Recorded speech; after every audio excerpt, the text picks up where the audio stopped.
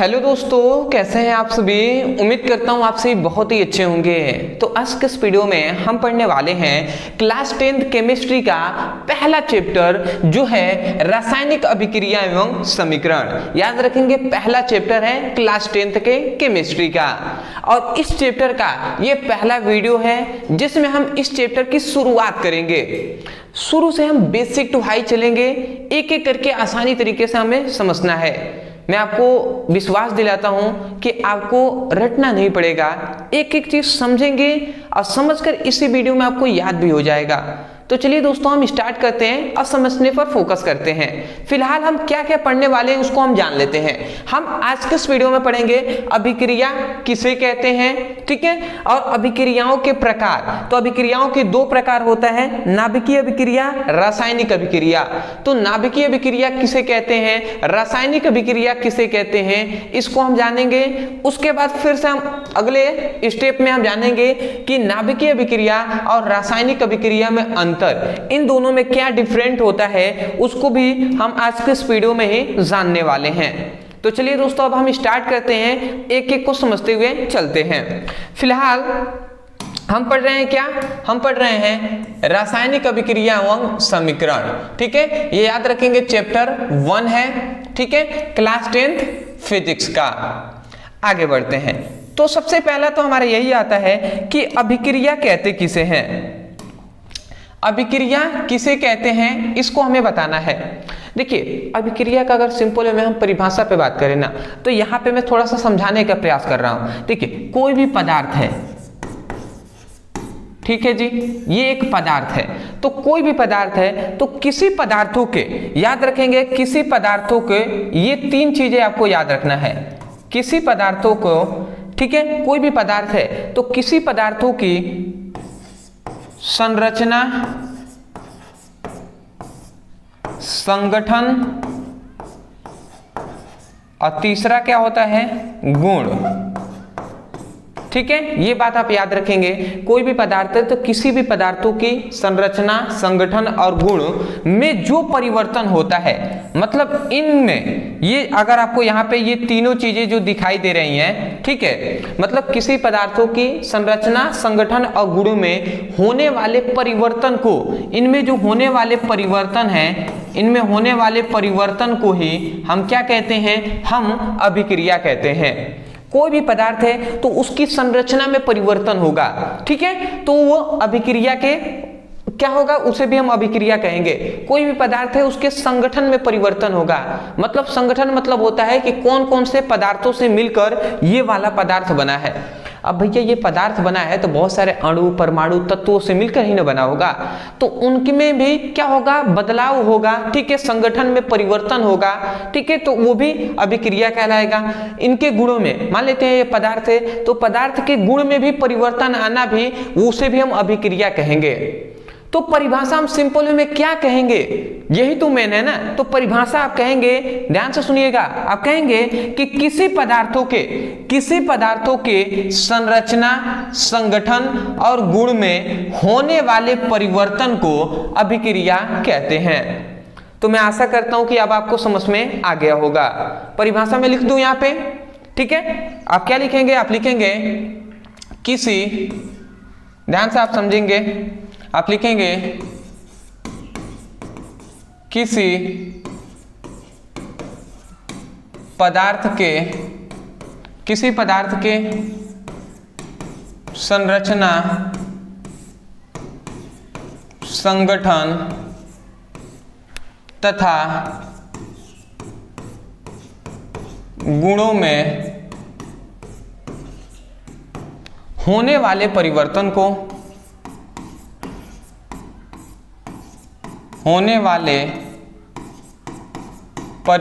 को क्या कहते हैं, अभिक्रिया कहते हैं। अभिक्रिया कहते हैं। तो मैं आशा करता हूं आप समझ गए होंगे, किसी पदार्थों की संरचना, संगठन तथा गुणों में होने वाले परिवर्तन को अभिक्रिया कहते हैं। क्या कहते हैं? अभिक्रिया कहते हैं। मैं आशा करता हूँ आप समझ में आ गया होगा आपको। ठीक है, तो इसे मैं अब मिटा दे रहा हूँ। यहाँ से मैंने याद कराने का केवल आपको प्रयास किया है।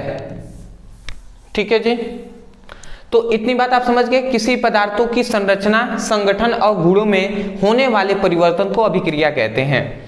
अब आते हैं कि अभिक्रिया के प्रकार। ध्यान से आप समझेंगे अभिक्रिया के प्रकार।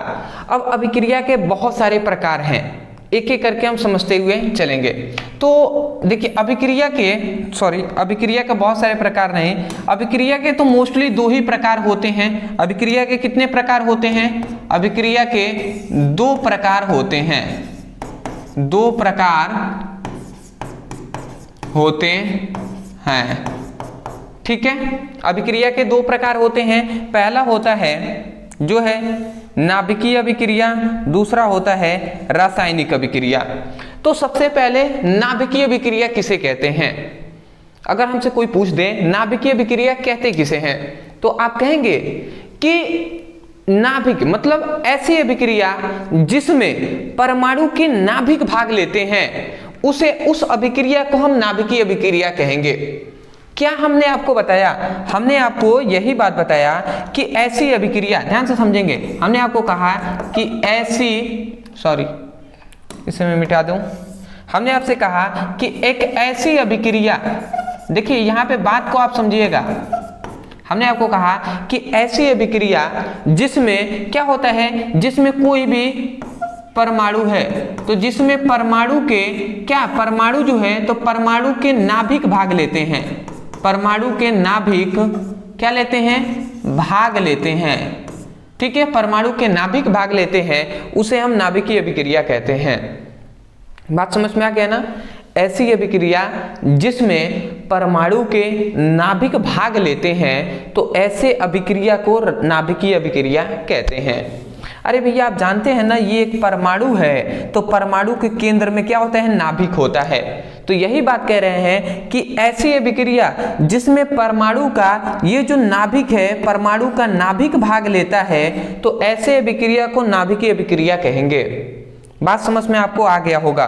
ठीक है, तो मैं इसे मिटा दे रहा हूं। तो आप क्या लिखेंगे? आप लिखेंगे, अब बात एक एक बात को ध्यान से समझेंगे। आप लिखेंगे ऐसी अभिक्रिया जिसमें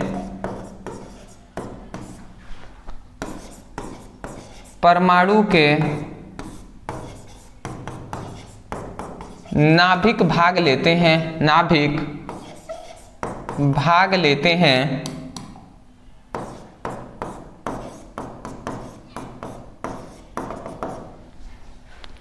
उसे नाभिकीय अभिक्रिया कहते हैं। नाभिकीय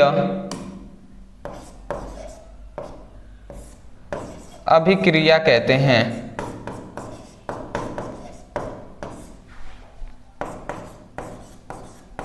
बात आपको समझ में आ गया कि ऐसी अभिक्रिया जिसमें परमाणु के नाभिक भाग लेते हैं, उसे हम नाभिकीय अभिक्रिया कहते हैं।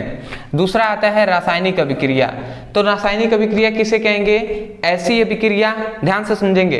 इसमें क्या था कि ऐसी अभिक्रिया जिसमें क्या हो रहा था, जिसमें जो परमाणु के नाभिक भाग ले रहे हैं। इसमें क्या था कि इसमें परमाणु के नाभिक भाग ले रहे हैं, तो ऐसे अभिक्रिया को नाभिकीय अभिक्रिया कहेंगे। रासायनिक अभिक्रिया का मतलब ऐसी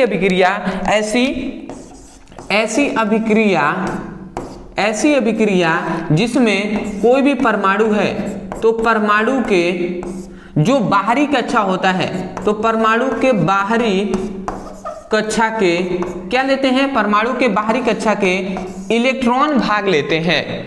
ऐसी अभिक्रिया जिसमें परमाणु के बाहरी कक्षा के इलेक्ट्रॉन भाग लेते हैं, तो ऐसी अभिक्रिया को रासायनिक अभिक्रिया कहते हैं। समझ में आ गया ना? अरे भैया अगर आपको ना पता हो तो ये परमाणु है, ये क्या होता है? ये नाभिक होता है, और नाभिक के ये चारों ओर क्या होती हैं? कक्षाएं होती हैं। ठीक है, तो यहाँ पे यही बात बताया गया कि ये परमाणु की बाहरी कक्षा, ये यही ना बाहरी कक्षा है परमाणु की, तो ये बाहरी कक्षा में जो इलेक्ट्रॉन है, जो रासायनिक अभिक्रिया में भाग लेंगे तो उस अभिक्रिया को रासायनिक अभिक्रिया कहेंगे। समझ रहे हैं ना? वही हम कह रहे हैं कि एक ऐसी अभिक्रिया जिसमें परमाणु के बाहरी कक्षा के इलेक्ट्रॉन भाग लेते हैं, बाहरी कक्षा के ये सभी इलेक्ट्रॉन भाग लेते हैं, तो ऐसी अभिक्रिया को रासायनिक अभिक्रिया कहते हैं। बात समझ में आ गया होगा? इसे मैं मिटा दे रहा हूं और सीधा परिभाषा में लिखता हूं। ठीक है, तो आप क्या लिखेंगे? आप लिखेंगे ऐसी अभिक्रिया जिसमें परमाणु के, ऐसी अभिक्रिया जिसमें परमाणु के बाहरी कक्षा के, परमाणु के बाहरी कक्षा के इलेक्ट्रॉन भाग लेते हैं, इलेक्ट्रॉन भाग लेते हैं, उसे हम क्या कहते हैं? उसे हम रासायनिक अभिक्रिया कहते हैं, उसे रासायनिक अभिक्रिया कहते हैं।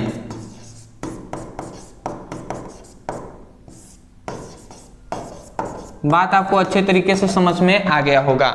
तो ऐसी अभिक्रिया जिसमें परमाणु की बाहरी कक्षा के इलेक्ट्रॉन भाग लेते हैं उसे हम रासायनिक अभिक्रिया कहते हैं। तो इतनी बात आपको समझ में आ गया। जहां तक बात है इन सभी के एग्जाम्पल की, तो याद रखेंगे इन दोनों का एग्जाम्पल अभी हम बताएंगे, आपको निश्चिंत रहना है। दूसरी बात है इसका, आप कहेंगे अभिक्रिया का तो कोई एग्जाम्पल बताएं ही नहीं, तो अभिक्रिया के तो पूरा जो भी हम इन दोनों के एग्जाम्पल बताएंगे ना, वो सभी इसी के एग्जाम्पल होंगे। ठीक है, तो इससे कंफ्यूज नहीं होना है। एग्जाम्पल चाहे तो आप इन दोनों का जब हम बताएंगे तो वही एग्जाम्पल यहाँ पर भी लिख सकते हैं। बात समझ में आ गया? आप फिलहाल इसका स्क्रीनशॉट ले लीजिए, उसके बाद हम देखेंगे कि जो नाभिकीय अभिक्रिया है और रासायनिक अभिक्रिया में अंतर क्या होता है। ठीक है, स्क्रीनशॉट ले लीजिए। ठीक है, आप ले लीजिए स्क्रीनशॉट।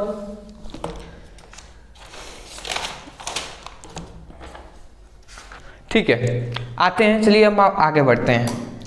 अब हम देख लेते हैं। देखिए, अब हमने यहाँ पे लिख दिया है नाभिकीय अभिक्रिया और रासायनिक अभिक्रिया में अंतर। अब एक एक करके हम समझेंगे। सबसे पहले यहाँ पे एक और हमने नाभिकीय अभिक्रिया लिख दिया है, एक और हमने रासायनिक अभिक्रिया लिख दिया है। अब इन दोनों में डिफरेंट क्या होता है एक एक करके समझेंगे। सबसे पहला हमने यहाँ पे एक डिफरेंट लिखा है कि नाभिकीय अभिक्रिया कहते किसे हैं। अभी हमने बताया ना कि ऐसी अभिक्रिया जिसमें परमाणु के नाभिक भाग लेते हैं उसे हम नाभिकीय अभिक्रिया कहते हैं, यही ना हमने कहा। तो देखिए यहाँ पे हमने लिखा है कि इस अभिक्रिया में परमाणु के नाभिक भाग लेते हैं। कौन भैया भाग लेता है? कौन भाग लेता है? तो इस अभिक्रिया में परमाणु के नाभिक भाग लेते हैं। हमने कहा था कि ऐसी अभिक्रिया जिसमें परमाणु के नाभिक भाग लेंगे उसे हम नाभिकीय अभिक्रिया कहते हैं। तो वही बात हमने परिभाषा को ही सबसे पहले लिखा है कि इस अभिक्रिया में परमाणु के नाभिक भाग लेते हैं। अगर इसको हम तुलनात्मक देखें, रासायनिक अभिक्रिया किसे कहते हैं? तो रासायनिक अभिक्रिया में परमाणु की बाहरी कक्षा के इलेक्ट्रॉन भाग लेते हैं। तो वही हमने लिखा है कि इस अभिक्रिया में परमाणु की बाहरी कक्षा के क्या लेते हैं? इलेक्ट्रॉन भाग लेते हैं। बात समझ में आ गया? दूसरा है कि इस अभिक्रिया, इस मतलब नाभिकीय अभिक्रिया में एक प्रकार का परमाणु दूसरे प्रकार के परमाणु में बदल जाता है। मतलब नाभिकीय अभिक्रिया में एक प्रकार का कोई परमाणु है वो दूसरे प्रकार के परमाणु में बदल जाएगा। ठीक है, जबकि जो रासायनिक अभिक्रिया है, रासायनिक अभिक्रिया में परमाणु का रूप में कोई परिवर्तन नहीं होता है। मतलब इसमें क्या होगा, इसमें सिंपल में कहना तो इसमें बताया जा रहा है कि कोई भी परमाणु है तो इसमें क्या होता है, परमाणु अपने रूप को बदल देता है, परंतु रासायनिक अभिक्रिया में परमाणु के रूप में कोई परिवर्तन नहीं होता है। अगर मैं आपको एग्जांपल से बताऊं तो चलिए हम एग्जांपल दे ही देते हैं। देखिए, जैसे अगर हम एग्जांपल से कहें तो हाइड्रोजन के 3 समस्थानिक होते हैं, प्रोटियम, ड्यूट्रियम और ट्रिटियम। तो यहाँ पे हम ड्यूट्रियम को ले लेते हैं 1H2 प्लस एक हम ट्रिटियम को ले लेते हैं 1H3।